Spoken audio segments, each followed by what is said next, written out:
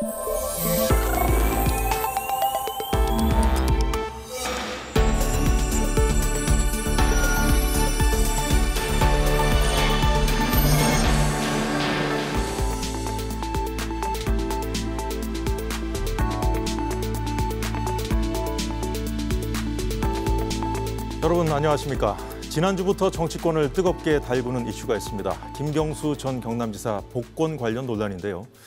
오늘 정치권 소식은 양당 입장 대변하는 변호사 두 분과 함께 살펴보겠습니다. 서정욱, 장현주 변호사 나와 있습니다. 어서 오십시오. 네, 안녕하세요.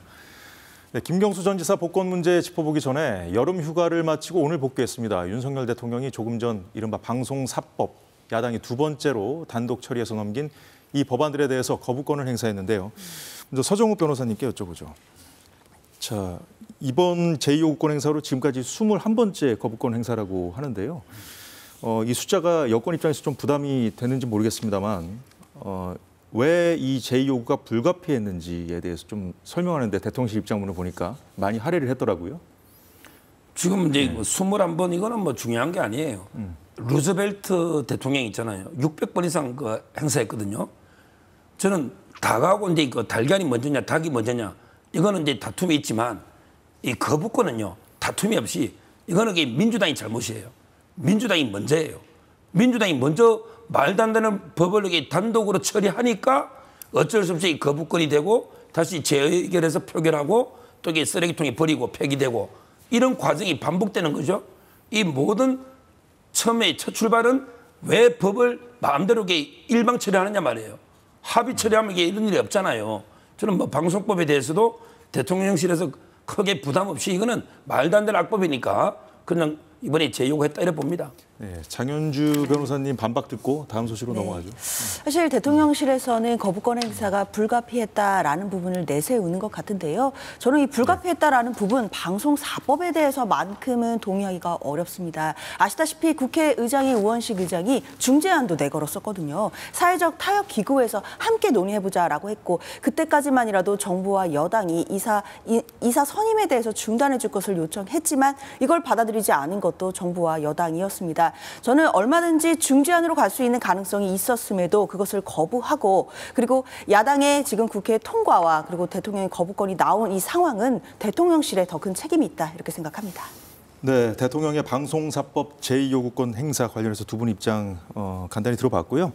다음 김경수 전 지사 복권 가능성이 크다는 보도가 나온 지난주부터 많은 일이 있었는데 시간 순으로 짚어보겠습니다. 일단 지난 주말에 이재명 전 대표가 대통령실에 김 전 지사 복권을 요청했다고 말했는데요. 잠시 보고 시작하겠습니다. 김경수 전 지사 문제는 저희가 직간접적인 여러 루트를 통해서 지속적으로 복권을 요청드렸던 바가 있습니다. 영수회담 때는 아니고 뭐 밝히기가 조금 부적절한데 하여튼 여러 가지 루트로 제가 요청을 드렸습니다. 네, 장현주 변호사님. 네. 자, 지금 얘기를 들어보니까 영수회담 때는 아니라고 하는데 언제 했다는 거예요? 그래서 일단 정확한 시기라든지 아니면 어떤 루트였는지 이게 정확히 나오지는 않고 있습니다. 다만 직간접적으로 여러 가지 루트로 지금 요청을 했다라고 알려져 있고요. 또 박찬대 원내대표 같은 경우에도 그리고 이번에 그 8일에 있었던 그 회의 이전에 훨씬 전에 요청을 받았었다. 뭐 이런 이야기까지 지금 나오고 있는 상황입니다. 그렇기 때문에 시기를 정확히 특정하기는 어렵겠지만 적어도 이번 사면 결정이 그리고 사면 회의가 나오기 전에 한참 전 시절에 그러니까 이런 요청들이나 물밑에서 이야기들이 오간 것은 아니겠느냐라는 예측 정도는 해볼 수 있겠다라는 생각이 드는데요. 그런데 문제는 이게 지금 진실 공방의 양상으로 가고 있다라는 점은 좀 부적절해 보이긴 합니다. 일단 민주당 입장에서는 그리고 이재명 대표 입장에서는 관련된 입장은 표명했다는 것인데 대통령실에서는 사실 그런 사실이 없다라는 취지의 이야기들이 나오고 있거든요. 그런데 저는 사실은 이제 만약에 복권이 정말 결정된다라고 한다면 김경수 전 지사가 앞으로 복권 이후에 정치적으로 어떤 행보를 보이고 어떤 무게감 있는 정치인이 될 수 있을 것인지 사실 그게 더 본질적인 것이지 양측의 진실 공방이 본질적인 내용들은 아니다라는 생각이 들기 때문에 이런 부분에서는 사실 대통령의 고유 권한이라고 할 수 있는 사면 복권과 관련해서 대통령실의 메시지 관리도 좀 더 중요하게 이루어져야 되는 게 아닌가 아쉬움이 듭니다. 예, 방금 들은 그 이재명 전 대표 그 발언을 보면은 영수회담 때는 아니었다고 하지 않았습니까? 그런데 이제 이재명 전 대표 측에서 한 얘기가 있어요. 화면 준비됐나요? 예. 여기서는 또 영수회담 과정에서 대통령실이 김경수 전 지사 복권 의사를 물어와서 복권해달라는 입장을 전했다. 이렇게 얘기한 부분이 있거든요.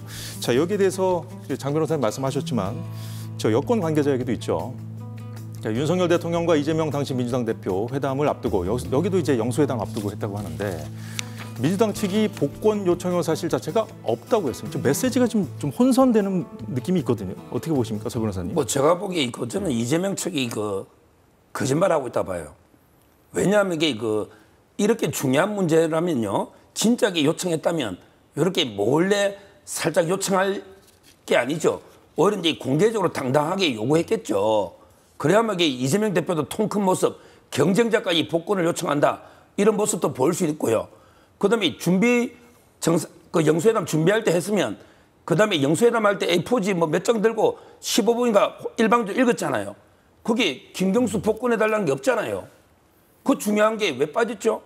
본인이 통 큰 이런 포용 이미지를 비출 수도 있는데 살짝 그냥 요청만 해놨고 이게 공개적으로 전혀 없었잖아요.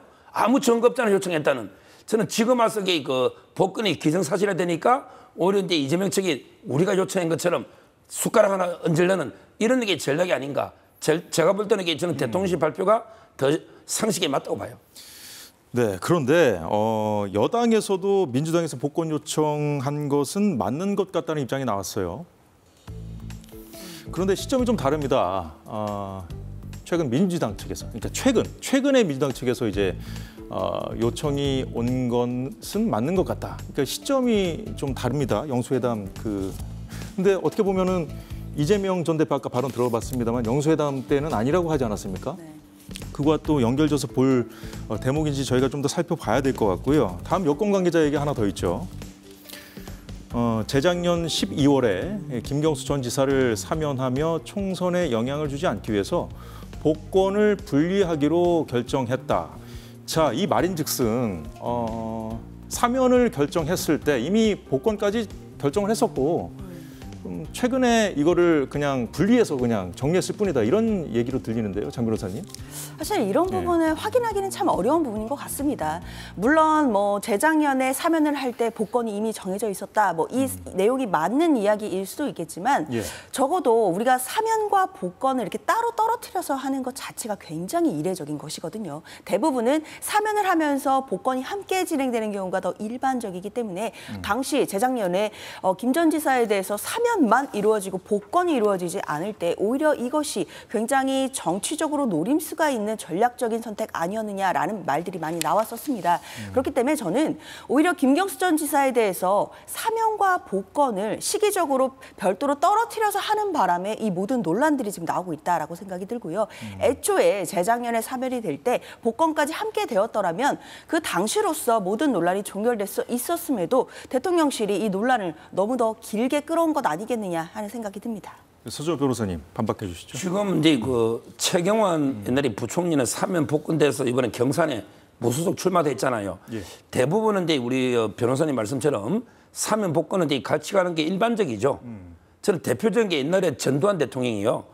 김대중 그때 후보를 사면 복권해 준 거예요. 그래서 이제 87년 선거에서 김영삼, 김대중이 동시에 노는 바람에 노태우 대통령이 된 거죠. 그런 게 있었거든요. 그게 아마 역사상 정치적으로는 이게 사면 복권을 야당을 분열시켜서 당선시킨 이런 데 아마 유일한 예가 아닌가 저는 그래 보는데 이번에도 이제 아마 그때 사면만 하고 복권은 나중에 검토한다 이런 건 있었던 것 같아요.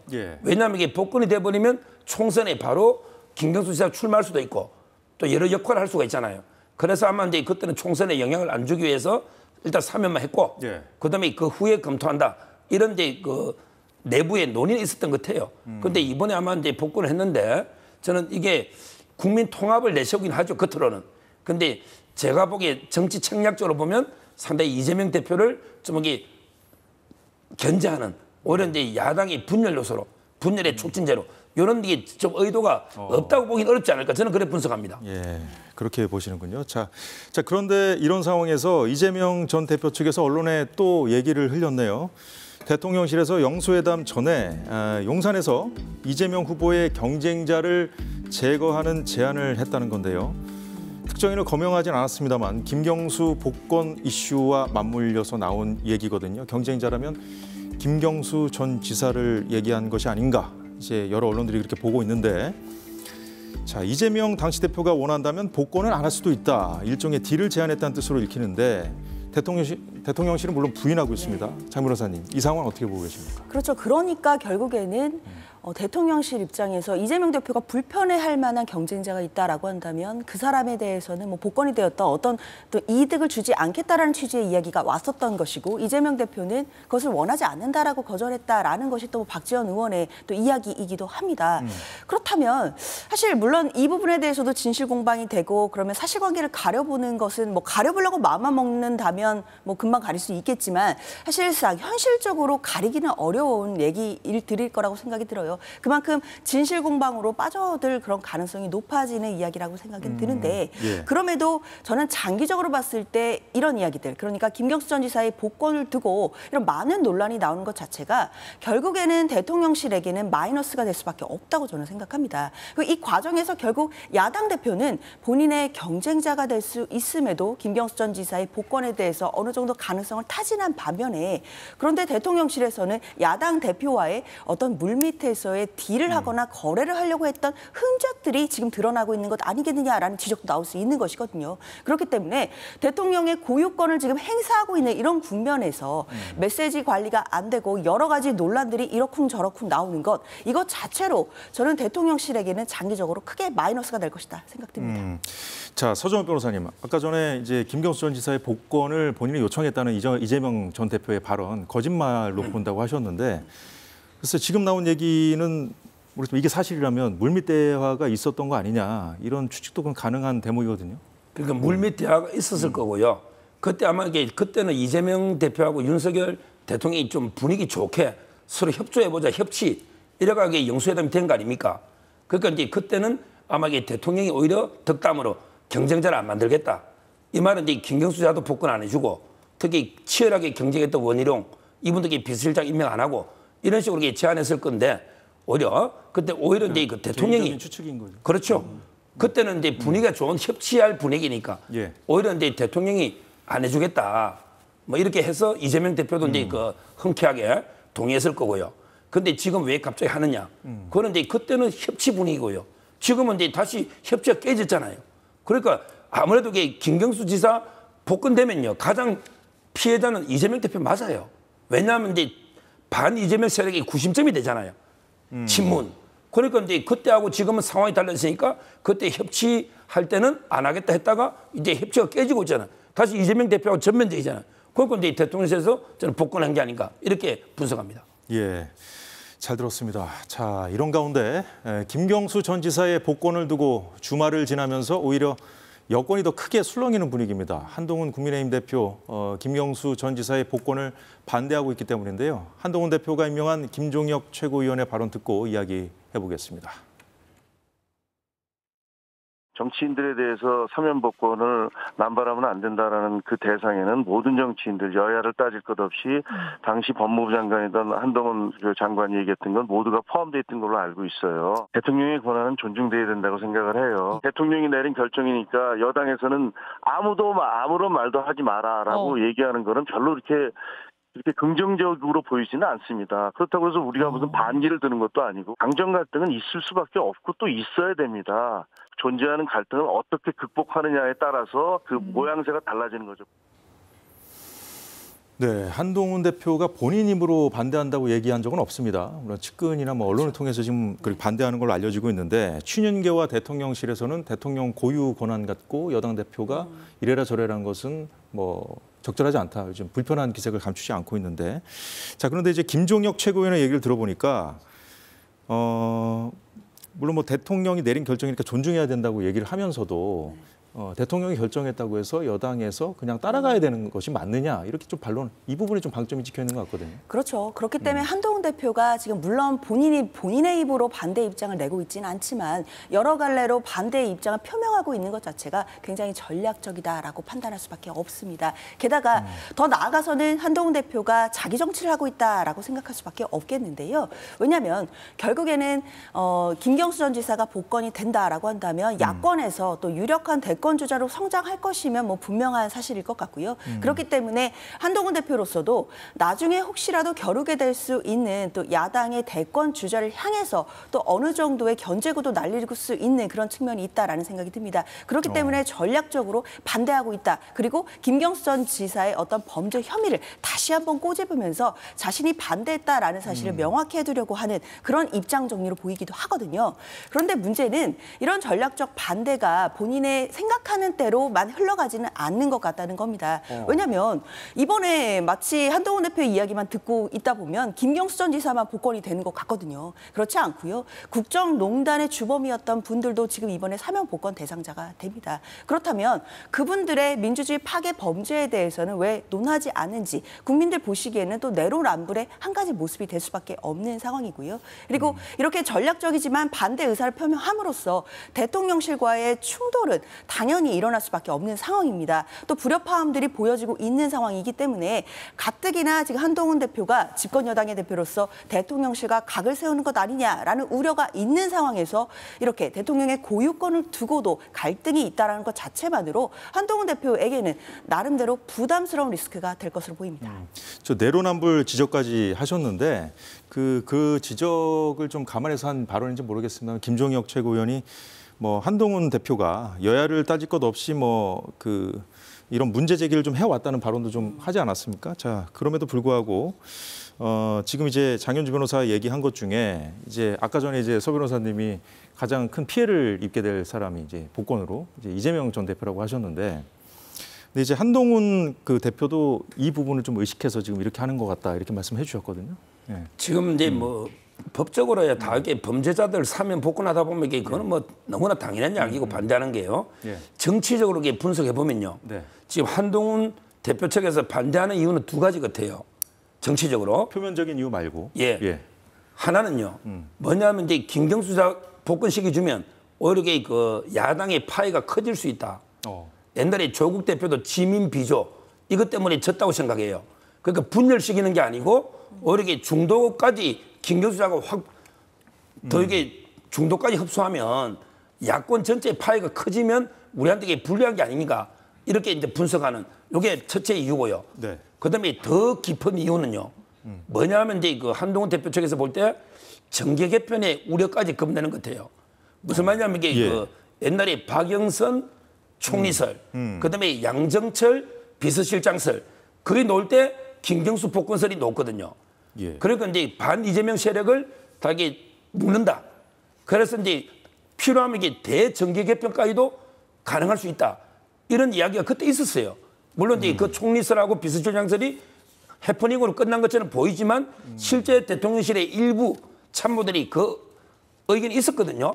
그 연장선상에서 그 혹시 정계 개편 의도로 그러면 이게 한동훈 대표 입장에서는 상당히 그 견제가 되잖아요. 이런 것까지 대통령실이 염두에 둔나? 이러다 보니까 저는 복권을 이렇게 결사 반대하고 있는 거예요. 그 두 가지 의도로. 근데 문제는 이게 그 복권이나 사면은 대통령이 고유 권한이 맞아요. 의견을 누구나 제시할 수 있죠. 저도 방송에 제시할 수 있어요. 근데 대통령이 결정하면 존중을 해줘야 됩니다. 이 뭐 아직 최종 결정을 내리지 않았는데 내일 한다는 거 아니에요? 장 변호사님, 근데 이제 스튜디오에 들어오시기 전에 좀 이 문제로 좀 여당이 너무 시끄러운 것 같다 이 말씀 해주셨어요. 근데 민주당의 역학관계 지금 이렇게 좀 봐야 될 것 같은데 어떤 영향을 미칠 거라고 보십니까, 민주당? 일단 당장 눈에 띄는 변화가 있을 것 같지는 않습니다. 뭐 김경수 전 지사가 복권이 바로 된다라고 하더라도 예. 사실 뭐 민주당 전당대회에 지금 영향을 미칠 수 있는 것도 아니고요. 그리고 김경수 전 지사 같은 경우에는 아시다시피 지금 해외에 체류 중이기 때문에 예. 뭐 11월 말이나 12월 초에 또 국내 귀국을 한다라고 알려져 있습니다. 사실 그렇다면 그때까지 뭐 전당대회 이후에 이재명 대표가 다시 또 압도적인 득표율로 지금 대표가 연입되는 것이 거의 확실시되는 상황이기 때문에요. 아무래도 뭐 민주당 민주당의 어떤 권력 지형이라든지 여러 가지 뭐 개파 간의 어떤 지형 자체에는 크게 또 직접적으로 영향을 미칠 수는 없을 것으로 보입니다. 다만 중요한 것은 뭐 서 변호사님도 지적해 주셨지만 뭐 이른바 비명계 또는 친문이나 친노계의 구심점으로서의 김경수 전 지사의 역할은 분명히 기대되는 부분이 있기 때문에요. 그런 부분과 관련해서 과연 김경수 전 지사가 어떤 모습의 정치를 보여주게 될지 그리고 개파들을 아울러서 리더로서의 모습을 보여주게 될지 이런 움직임들을 좀 주목을 하면 되겠습니다. 그리고 한 가지만 더 덧붙이자면 아마 이제 김경수 전 지사가 복권이 되고 나면 여론조사가 나올 가능성이 있거든요. 만약에 김경수 전 지사가 복권 이후에 첫 여론조사에서 유의미한 만약에 그 여론조사 지지율을 받게 된다라고 한다면 그런 부분들은 또 야권에 또 미묘한 또 여러 가지 또 영향력을 미칠 수는 있을 것 같다 생각됩니다. 예, 서 변호사님은 어떻게 보십니까? 이번 그 총선 때 민주당 공천 과정에서 저 불만을 제기한 사람들 참 많잖아요. 이제 물론 뭐 지금은 조용하고 있습니다만 김경수 전 지사가 구심점이 된다면 어떤 사람들끼리 모여서 좀 세력화를 하게 될까요? 아마 이제 그 친문재인 쪽이에요. 뭐 예를 들어 이제 임종석 실장부터 이런 이제 공천에 탈락한 분도 있고요. 그다음에 공천 받아가 의원 중에도 고민정이나 윤건영 이런 분들도 이제 결합할 수가 있는 거죠. 저는 이재명 체제가 상당히 뿌리가 얕아요. 특히 이번에 호남에서 투표율이요 20% 초반대밖에 안 됩니다. 그만큼 이게 뿌리가 깊지 못하기 때문에 만약에 김경수 지사가 복권되고 제대로 하면요. 의외로 이제 경쟁자로 상당히 떠오를 수 있고 거기에 이제 김동연 경기도지사 이분도 본격 몸풀기 하고 있잖아요. 상당히 민주당도 이제 이재명 일극 체제가 좀 와야 되면서 상당히 다극 체제로 변할 이럴 가능성이 상당히 있다고 저는 분석합니다. 임종석 전 대통령실 비서실장 또 이제 잠재적인 주자가 될 수 있다고 보십니까? 왜냐하면 어제 이제 검찰의 소환 조사를 받게 됐다는 보도가 있었거든요. 그런데 임종석 실장은 그것만 있는 게 아니고요. 이미 송철호 울산시장 건으로 조국 그때 수석과 더불어 재기 수사명이 떨어진 거예요. 따라서 임종석 실장이 독자적으로 대선 후보는 힘들 거예요. 사법 리스크가 2개나 있습니다. 전주하고 서울에. 따라서 이제 김경수 전 지사는 이제 이미 복권까지 됐잖아요. 아마 친문들이 임종석 실장보다는 오히려 이제 그 김경수 지사 쪽으로 상당히 결집하지 않을까 이렇게 예측이 됩니다. 장 변호사님은 어떻게 보세요? 글쎄요, 뭐 그런 또 그 정치 지형은 좀 더 지나봐야 판단할 수 있다라고 생각이 드는데요. 임종석 실장 같은 경우에는 지금 참고인 조사를 받으라고 소환 통보가 왔다라는 이제 보도가 저도 보기는 했습니다. 다만 이 부분과 관련해서는 또 전 정부에서 있었던 일들에 대해서 아직까지 수사를 하냐라는 비판도 저는 분명히 나올 수 있다라고 생각이 들고 그런 면에서 또 친문들이 결집하는 계기가 될 수 있다라는 부분도 있기 때문에 그런 부분까지 함께 또 생각을 하면서 봐야겠습니다.